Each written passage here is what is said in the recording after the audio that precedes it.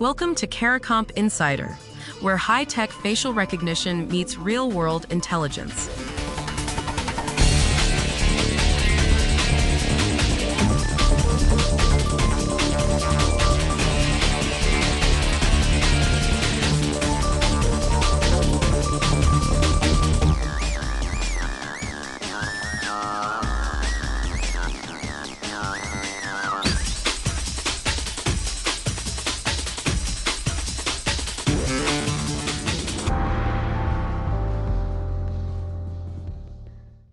Some people can't picture a single face in their mind, not their mother's, not their own.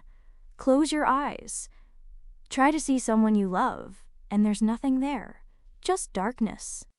And here's what stopped me cold when I read the research. Those same people can still match two faces side by side almost perfectly. That condition is called aphantasia. The mind's eye is essentially blind.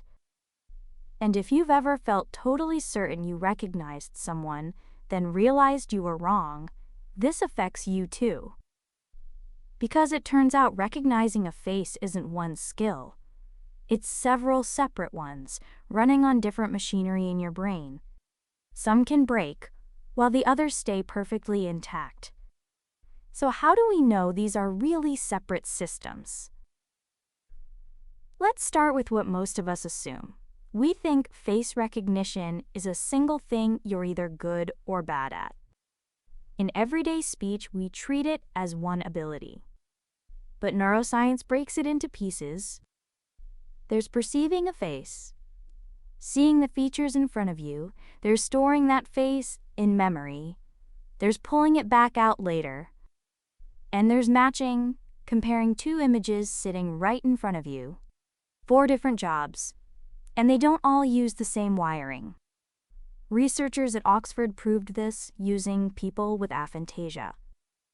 According to the study, published in the journal Cortex, they tested 34 people who can't form mental images.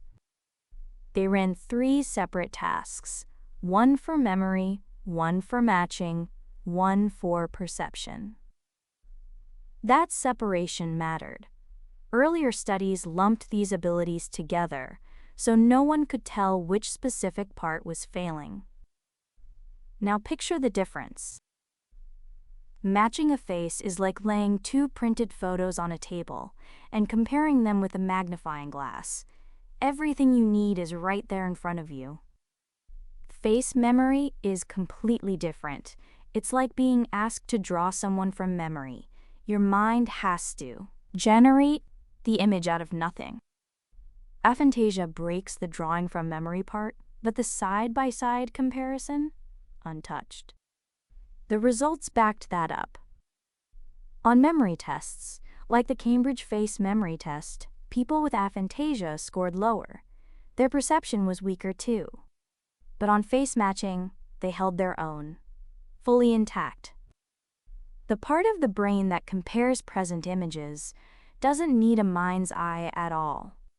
And there's a deeper clue in how the brain encodes images. In most people, imagining a face lights up the visual cortex in a pattern that overlaps with actually seeing one.